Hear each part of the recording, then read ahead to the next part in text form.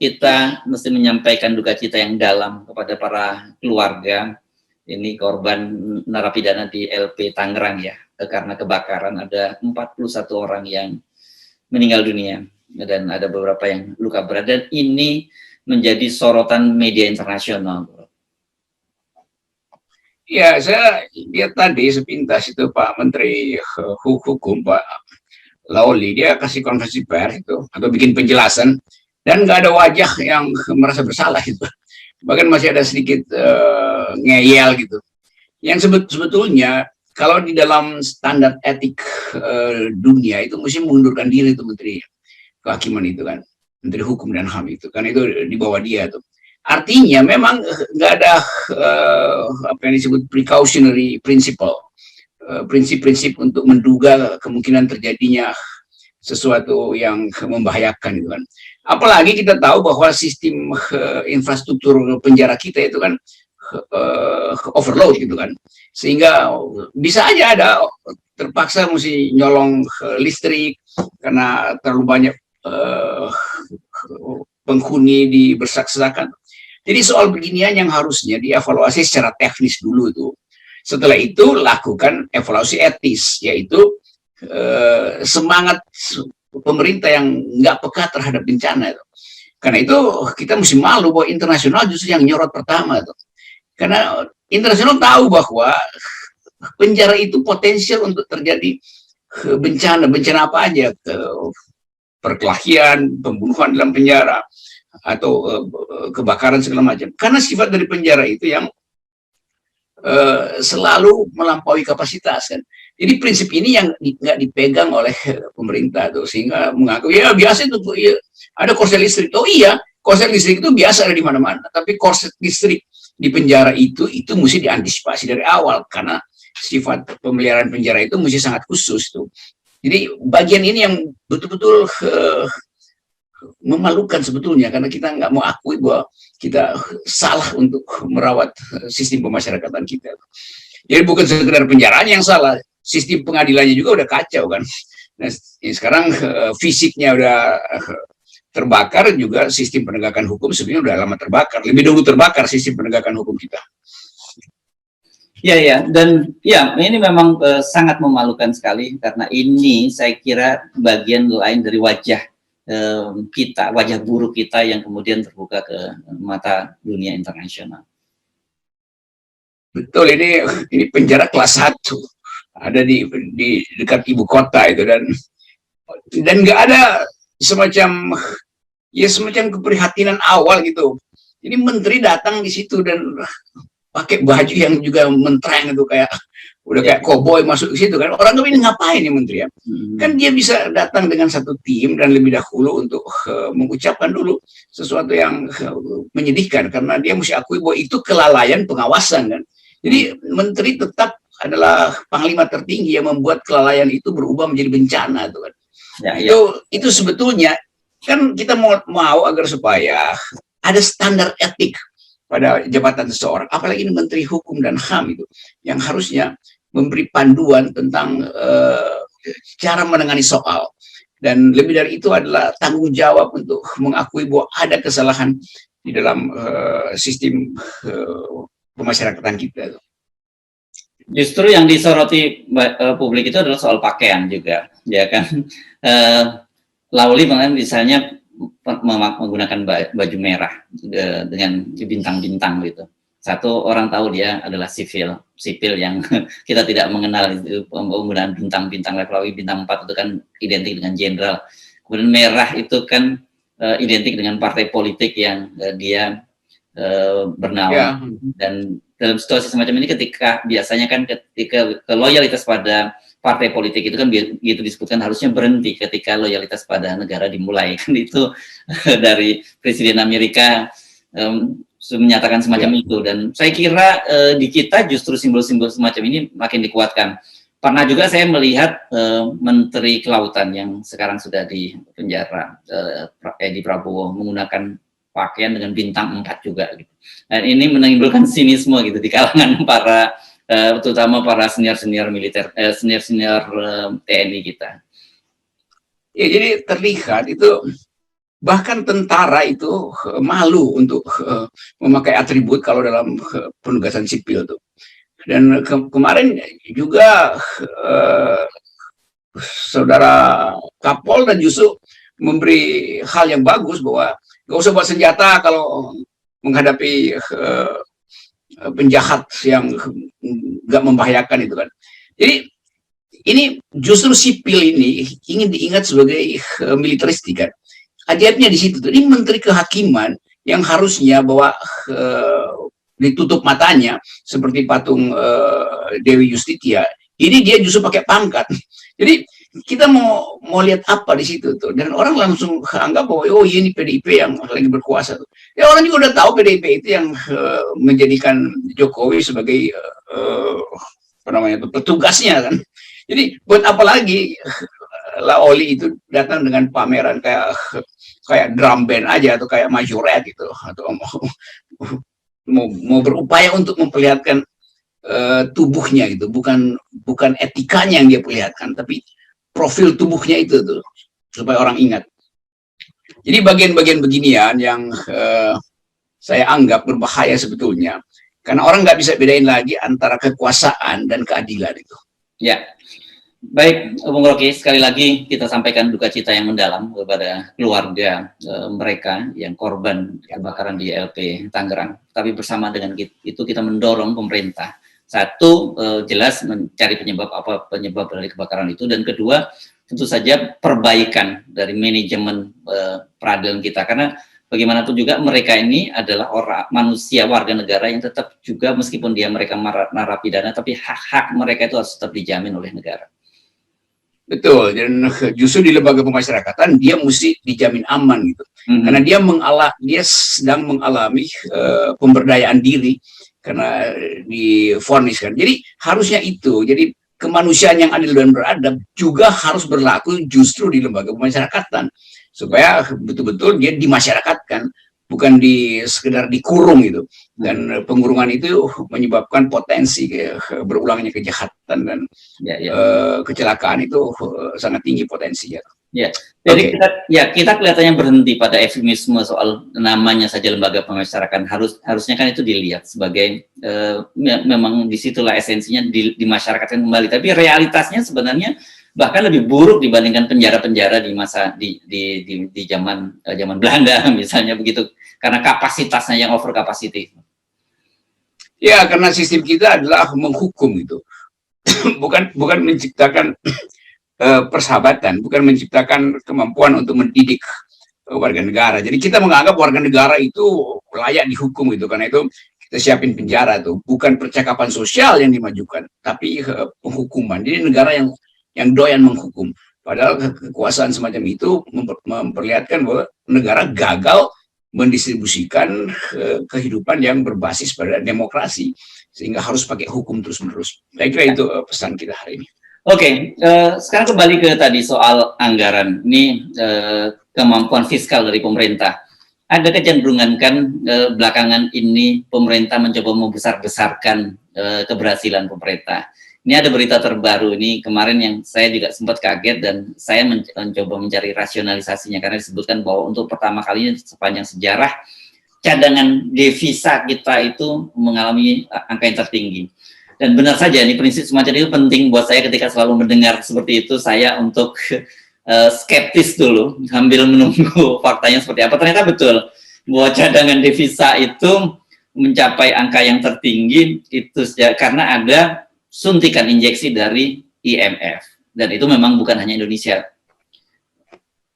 Ya, itu kan itu hal yang sangat standar gitu. Sebagai anggota IMF kita berhak dapat semacam apa namanya bansos dari BLT lah, dari IMF gitu kan. Kalau ini BLT, bantuan langsung tunai.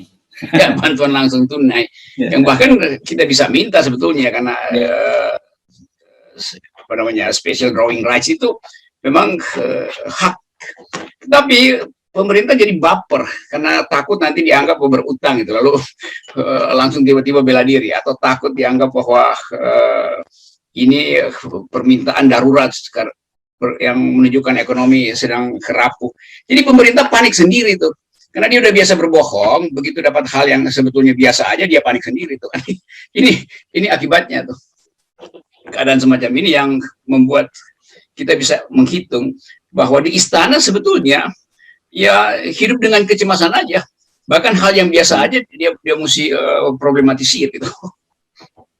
Iya. Nah, karena sebaliknya juga para netizen, para komposisi sudah mulai waspada nih. Apalagi ini yang mau digoreng oleh pemerintah. Karena sekarang kalau Anda amati, Bung Rocky, kelihatannya peran buzzer itu sudah mulai ditinggalkan. Justru yang berperan sebagai buzzer itu malah para pejabat sampai level menteri. Anda masih ingat ya soal pertumbuhan ekonomi kuartal 7,07% itu? Jadi pemerintah berhemat anggaran buzzer sebetulnya, lalu diambil alih fungsinya gitu kan.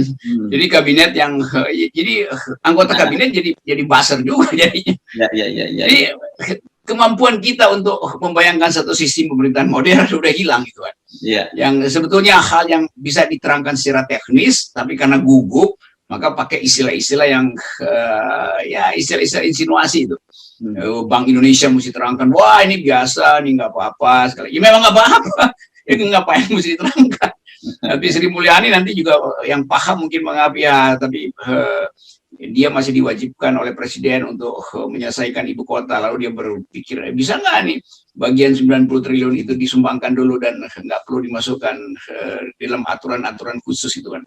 Jadi hal semacam ini karena nggak ada orkestrasi, lalu setiap menteri itu lakukan apa namanya itu jam session sendiri kan, sehingga terlihat bahwa ini ya kacau aja sebenarnya. Kalau jazz mah enak ada jam session, tapi masa kebijakan pakai jam session itu gitu, hilang keutuhan kebijakannya kan. Itu yang terjadi saya kira. Betul sekali bahwa ini kabinet yang isinya buzzer. Jadi anggota kabinet merangkap buzzer. Ini menarik tadi yang istilah Anda bahwa hemat anggaran untuk buzzer, para menteri kabinet diperintahkan langsung turun menjadi buzzer sendiri. Ini negara sebetulnya kehilangan desain. Jadi bagaimana mungkin kita berupaya untuk, kan Pak, siapa kemarin Pak Luhut masih bilang kita lebih baik cara penanganan pandemi. Sri Mulyani bilang kita juga bertumbuh lebih baik dari negara tetangga. Lalu orang yang membaca berita-berita seputar Asia Tenggara atau berita-berita dunia ketawa-ketawa. Ini apa yang terjadi di Indonesia tuh? Ngurus napi aja nggak bisa, bagaimana mengurus anggaran itu? Dan anggaran napi itu juga berhubungan dengan mungkin nggak dapat refocusing nih Menteri Kehakiman, hingga listriknya nggak pernah diganti kabelnya itu kan. Itu yang terjadi tuh. Jadi yang kita amati sekarang ada fenomena dua hal yang menarik saya kira, dan itu konsisten. Satu, ada kecenderungan para pejabat tinggi sekarang mulai menggunakan mencoba mengotak-atik statistik keuangan untuk menunjukkan kinerja yang baik.